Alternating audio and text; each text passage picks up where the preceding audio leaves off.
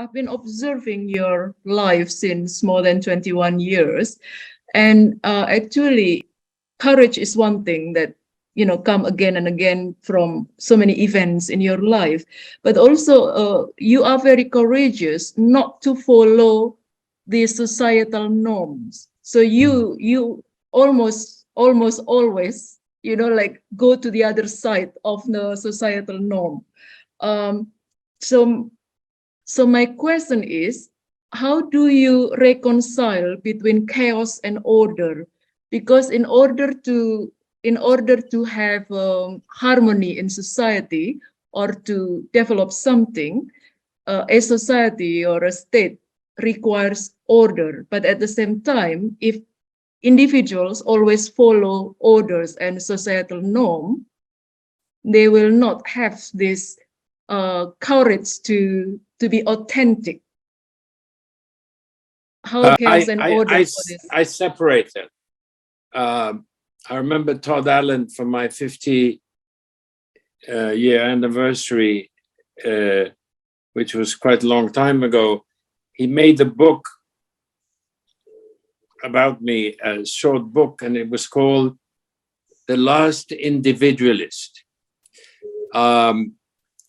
It was and Todd was my great friend and partner in Los Angeles, and I said, Toddy, it's true, but you can be an individualist and you can do your thing, but you have to respect you have to respect law and order, because that doesn't mean that because you respect law and order, which I respect more and more when I see the incredible chaos we have in Europe and in America. And so you can have a society that's under law and order where you respect people and their property, but you are free to think the way you can.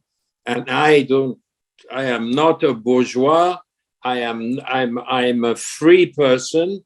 And I think that there is a lot of freedom. Freedom doesn't mean you have to break the system. And this is what is happening now in Europe, where look at France. It's been, 5 months of people burning restaurants and so on and hitting everybody to achieve what? Nothing. They have achieved absolutely nothing. It's the violence. So I'm not pro-violence.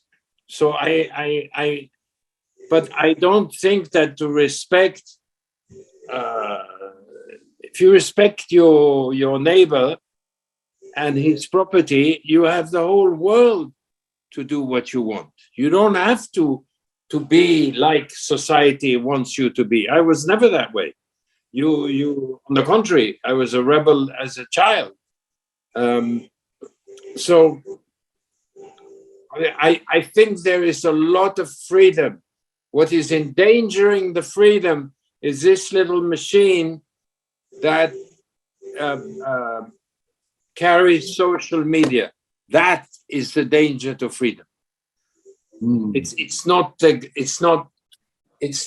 government. It's not the system. It's this drug, this absolute drug. When you see people walking in the street, they don't even look at the sky, at the trees. They're all in their social media. That is, for me, the biggest danger for the future. Okay. Because if we can't see the nature, and then we can't see the children, and then we can't see what's going on, what's the point? That's the biggest danger. But law and order is essential, because if not, we have 7 billion people, and we're already at look at the amount of countries that are at war today, and they want more.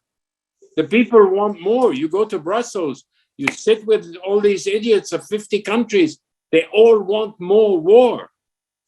That's the real danger. It's not the not the currency, which is now being liberalized, because at least we can use many more different currencies.